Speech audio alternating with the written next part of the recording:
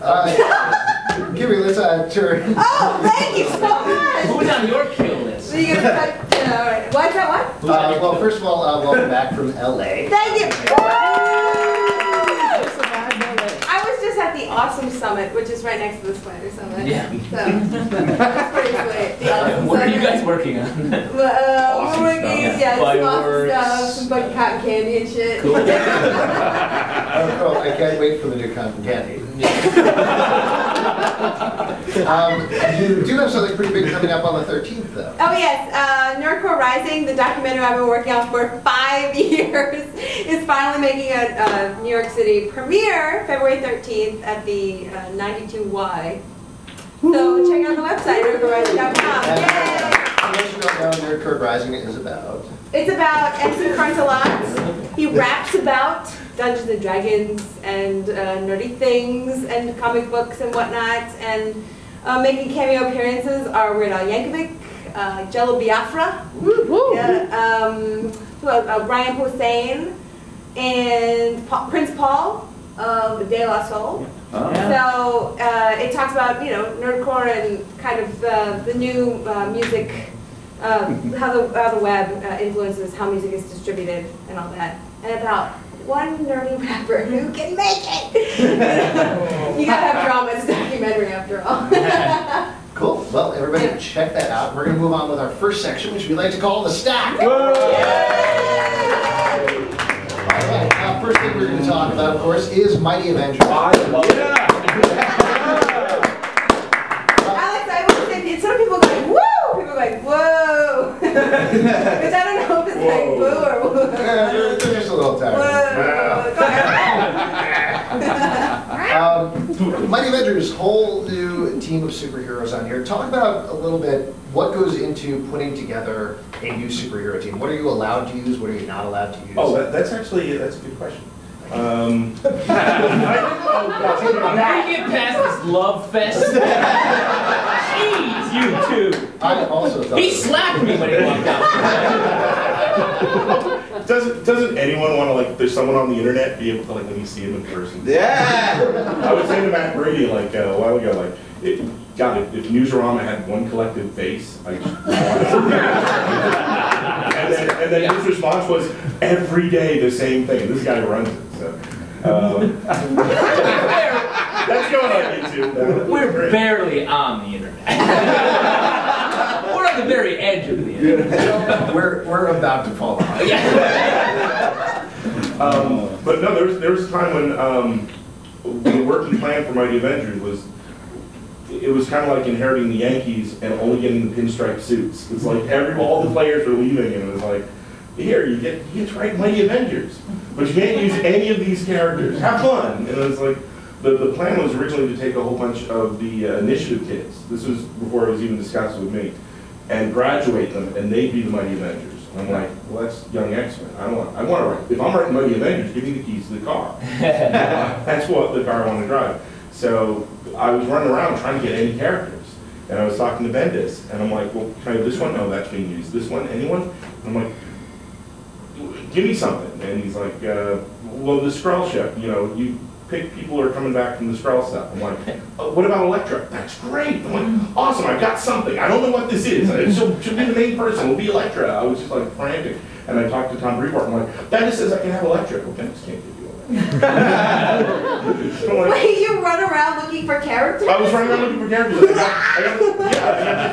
I'm calling Matt Fraction on the phone. I'm like, let me have Nightcrawler. Wolverine can be a $2. Let me have Nightcrawler. No, we got plans for Nightcrawler. Who has plans for Nightcrawler? I was frantic running around trying to get, and then everything started falling into place, and little characters then started becoming like, one starts with Constantine, she's in the initiative, don't use her. So I started like blocking up characters, and everything started working out. And you're not going to see the full team until 24, like who's officially on the team, until Mighty Avengers 24. But I'm really happy with the team we have. I'm like, this is an Avenger team. Now you bring up Jocasta. When you have her, and then you have Hank Pym becoming the Wasp, and then Jocasta's been programmed with the old Wasp's brain, sort of. Is there an Ultron story coming, basically? It seems like a slam dunk. You got it. Yeah. You have to do it. but we're going to wait a little bit. And we've already hinted in Secret Invasion Requiem that her name's going to be Jocasta Pym by 2010. So either he's going to adopt her or... Weird choice. You'll either be my bride or my child. read the book. Been there. Cool. So pick that up. Let's go on and talk about Final Crisis Superman Beyond 3D number 2 of 2. Pass this over to you guys. The descending This is, of course, completing the storyline that started in Final Crisis Superman 1, where Superman did some stuff that I didn't understand. I did drugs, is what it seemed like. Yeah. No, Grant Morrison did those. This is tying into Final Crisis. This is really hard to describe. Certainly. Essentially, okay, it ends up with a giant Superman robot made out of stories fighting an immortal vampire in subspace. In subspace. For the Lois sake Lane of all lives stories. because Superman drank the bleed and kept it in his body and kissed her, and then she woke up. Because you can't hold it in your hand, so he put it in his mouth. So I love that, man. Like, every time you read a Grant Morrison story, it's like someone's giving you his dream journal. Yeah, it really is. It's a plate of ideas, and you're like, oh, no more. Ideas. You guys, clearly somebody did not look at this in 3D. I'm just saying. That might be in there. Pete's copy. That's Pete. he's keeping. No, I have my own 3D glasses. Figured, yeah. Can't touch this. Those are Yeah, a little switch. Actually, Pete is dimension blind. Pete, Yeah. Stop tripping me. I actually like this. I thought. The thing that gets me though is if you got this, shouldn't you do Superman Red, Superman Blue? Yeah. Little meta for the crowd. I actually like this. I think this is such a linchpin story for Final Crisis. I'm surprised that it's in this satellite book. And this is directly feeds into Final Crisis 7, which comes out tomorrow. And if you don't read this, I feel like you're going to be totally lost. If you're not already lost. Yeah, exactly. If you read this, you're going to be totally lost. Yeah, true. Well, either way. What's Lost times Lost? The TV show Lost. It's like totally awesome. Yeah. I actually like this too, which is weird because I haven't particularly liked anything that's been going on in Final Crisis, feeling all over the place. For some reason, I think Morrison is doing a much better job writing Superman than any other character, because Superman is the character that can do anything, and that feeds into what Morrison likes to write. So this is ridiculous, kind of fun story meta stuff, which is what Morrison does all the time. And it does actually hold together a lot better than pretty much anything else he's doing right now. Yeah. But the unfortunate part is it doesn't work as a story by itself because it's also completely part of Final Crisis. Yeah. That would make a nice big book, right? Like a big Right? Please tell me.